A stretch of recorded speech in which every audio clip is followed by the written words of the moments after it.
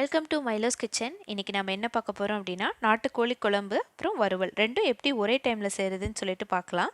இதுக்கு தேவையான பொருட்கள்: அரை மூடி தேங்காய், 5 பல் பூண்டு, 10லேருந்து 15 பல் சின்ன வெங்காயம், 5லேருந்து 6 வரமிளகாய், 1 டேபிள் ஸ்பூன் மிளகு, பட்டை, 4 கிராம்பு, 1/2 டேபிள் ஸ்பூன் சீரகம், 1 டேபிள் ஸ்பூன் சோம்பு, 3 டேபிள் ஸ்பூன் கொத்தமல்லி. இது எல்லாத்தையும் நம்ம பொன்னிறமாக வறுத்து அரைச்சிக்கலாம். பாருங்கள், இப்போ நான் பொன்னிறமாக வறுத்துட்டு நான் கிரைண்டரில் சேர்த்து அரைச்சிக்கிறேன். மிக்சியில் அரைச்சா கொஞ்சம் சூடாக அரையும், டேஸ்ட் குறையுன்றதுனால நான் கிரைண்டரில் ஆட்டிக்கிறேன். நல்லா மையாக ஆட்டிக்கோங்க. இப்போது குக்கரை சூடு பண்ணிக்கோங்க. 2 டேபிள் ஸ்பூன் எண்ணெய் சேர்த்துட்டு கடுகு 1 டீஸ்பூன். கடுகு பொரிஞ்ச உடனே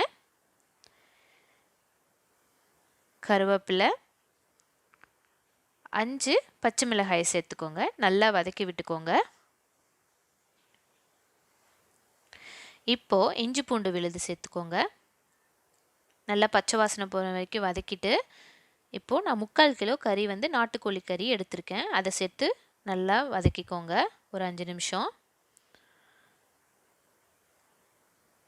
இப்போது உப்பு, கறிக்கு தேவையான அளவு உப்பு சேர்த்துக்கோங்க. இப்போது அரை டீஸ்பூன் மஞ்சத்தூள்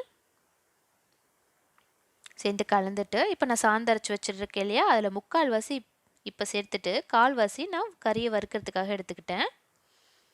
நல்லா கலந்து விட்டுக்கோங்க. இப்போது நான் கல்பாசி போடுறேன், ரெஸ்டாரண்ட் ஸ்டைலில் குழம்பு வேணுன்றதுக்காக.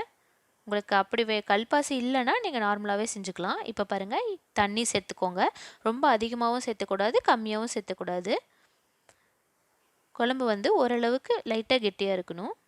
பாருங்கள், இப்போது உப்பு காரம் ஏதாவது பத்தலைன்னா சேர்த்துட்டு நல்லெண்ணெய் சேர்த்துக்கோங்க கடைசியாக, அப்போ தான் டேஸ்ட்டாக இருக்கும். குக்கர் மூடி போட்டு ஒரு 4 விசில் நான் விடுறேன். பாருங்கள், 4 விசில் விட்டாச்சு. நல்லா குழம்பு கொதிக்குது. இப்போ கொத்தமல்லி தழை தூவி விட்டுக்கோங்க. இப்போது நான் குழம்பு தனியாக செப்பரேட் பண்ணி எடுத்துக்கிட்டேன். குழம்புல இந்த கறியை தனியாக எடுத்துக்கிட்டேன் வறுக்கிறதுக்காக. இப்போ வறுக்கிறது எப்படின்னு பார்க்கலாம். கடாய் சூடானதும் 2 டேபிள் ஸ்பூன் எண்ணெய், 1 டீஸ்பூன் கடுகு, பச்சை மிளகாய் 2, சின்ன வெங்காயம் 6லேருந்து 7 பல், அரை டீஸ்பூன் மஞ்சத்தூள், இதெல்லாம் சேர்த்து நல்லா வதக்கிக்கோங்க. இப்போ இஞ்சி பூண்டு விழுது,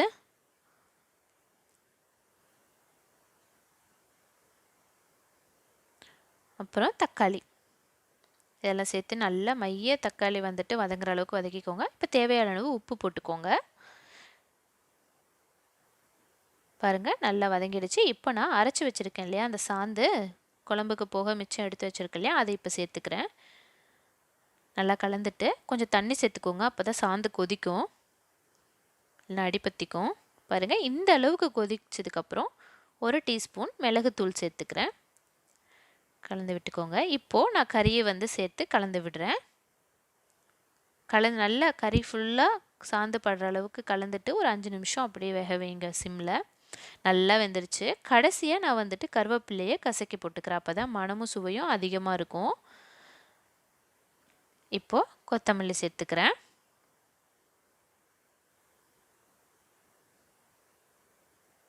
நல்லா கலந்து விட்டுக்கோங்க.